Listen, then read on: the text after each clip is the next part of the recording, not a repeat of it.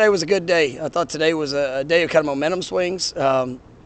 Defense was dominant there, middle part of practice. In our team sessions, really working a bunch of situations, just force guys to have to think, apply, react.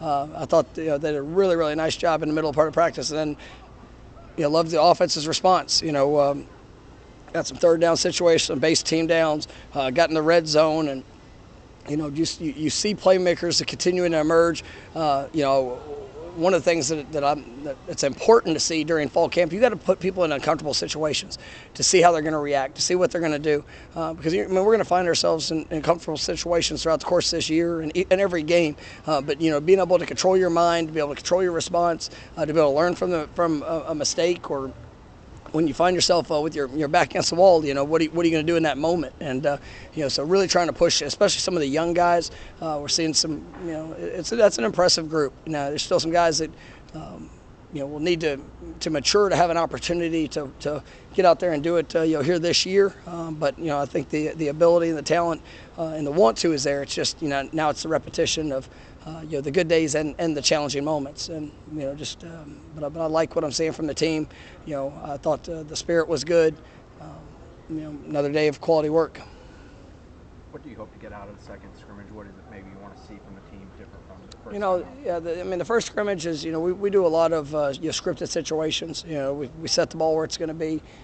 This is going to be run more like, probably going to get over half a football, maybe a little bit more, just kind of depending on play count and things like that. But I want to see guys sequence things just like a game, and to be able to understand if there's a sudden change, be able to apply the things that we talk about into the moment, and the unexpected things are going to show up throughout.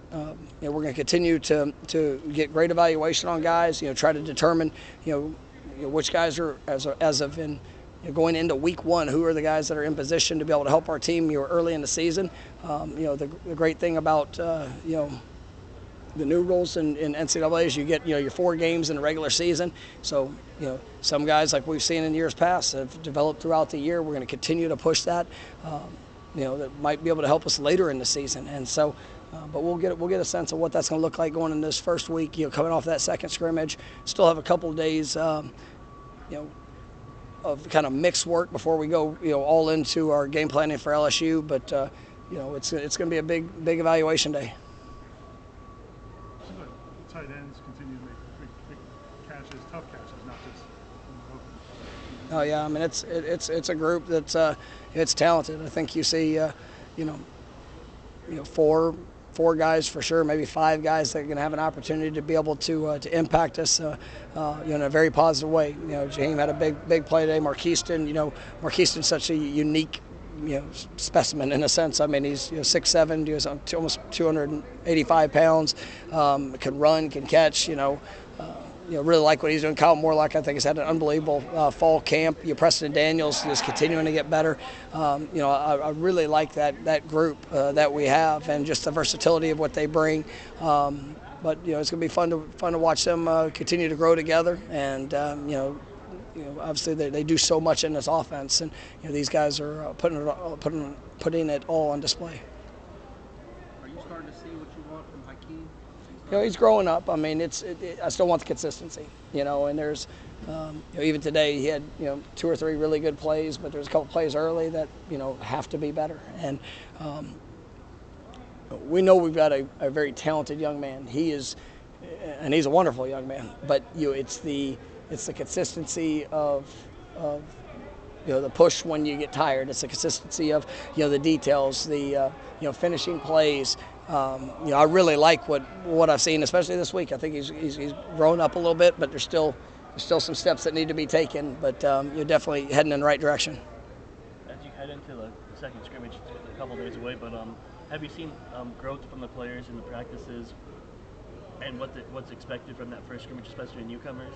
Yeah, I mean, I think the thing about fall camp is it's always we're always progressing, and whether it's installation situations, we're preparing to go play a game, and if there's a mistake that shows up in a scrimmage that needs to be fixed, you have to fix fix the early mistake, but then you're still getting more installation, new techniques, new terms, new concepts that you have to be able to apply.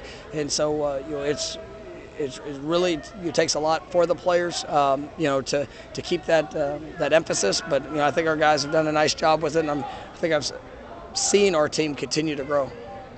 When you see guys like Kevin Noles and some of the other guys that leading the younger guys, is that something that you guys acknowledge, or are you guys at the point now where that's just expected? I mean, it's expected, yes. Celebrated, absolutely. I don't. So many people get it. Well, you expect them to do that. Well, great. I'm still going to celebrate when they do it. I mean, I love seeing guys, make an investment for others. I think sometimes we get so carried away with, expectations that we forget to reinforce it sometimes. And when somebody does things the right way, man, I want them to feel that. I want them to understand that we're hitting a standard, that we're making an impact on others. And so we want to encourage that with our actions. And then on the flip side of it, if there's guys that get knocked down, we want to be there to help pick them up and help push them forward. And that's what their teammates are there to be able to do that with them. But absolutely, it's. I mean, you guys see it every day. I mean, it's a team that they care about each other. They like competing with each other. I mean, well, receivers and DBs, they get done with a rep, going toe to toe, and if the receiver wins, he's usually telling the DB what he saw, or vice versa. And just different ways to sharpen each other's skill set based off the results of what we're doing. I know competition exists every day, but after 13 practices, are you pretty comfortable where the 2 deep kind of sits in the sense of having an idea of it? I do. I mean, let me say this. I really like our depth. I like the guys that as of right now, I know we can go play a game with. I still think there's more. I think that there's guys that can really continue to put themselves in that position, and we want to see the consistency. There's some guys that have been here for a good while that we want to eliminate the up and down flow of what we're doing. So we're going to continue to push them in that regards. But I like the depth that we have. Do you tell those individuals that in the sense of every day? Or I mean, that's no. I mean, you got to paint the picture for them. I mean, it's self accountability, self perspective, but sometimes that could be, to be able to have that reinforcing. These are the things we need to see for you to take that next step, for us to be able to trust to put you in those situations. These are the areas we need to see that continued growth. And I think that transparency and honesty of where it is. One, it continues to help guys know what needs to be seen. But then on our end, when we're seeing that, then it also justifies putting them out there on the field in those moments. So it's a two-way street with it. But yeah, we definitely try to communicate that with all our players.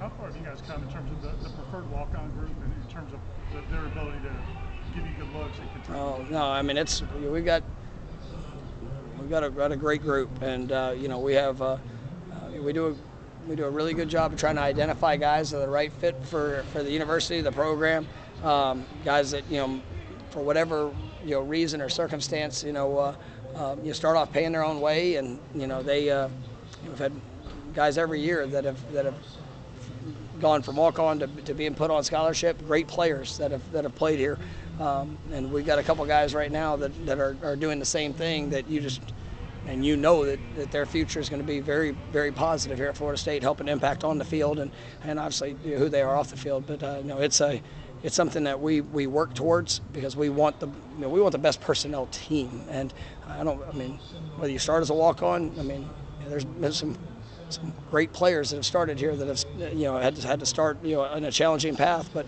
turned into All-Americans, and top NFL draft picks. I mean, it's everybody has their own unique journey. The outset of camp, you mentioned Robert Scott. You're pleased with his progress ahead of schedule. Do you continue to be? And we've been smart with Rob.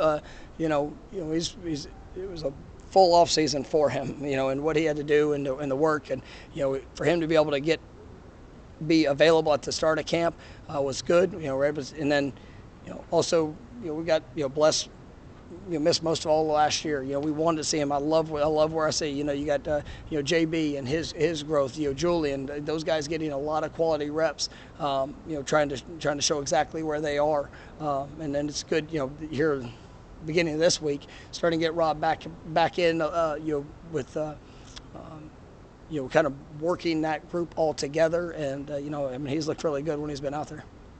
Question from the people real quick, Coach, if you don't mind. I would like someone to ask Coach Norvell, this comes from a fellow Mike, which player has recorded the highest speed at any given point on the GPS this season? Throughout this fall camp,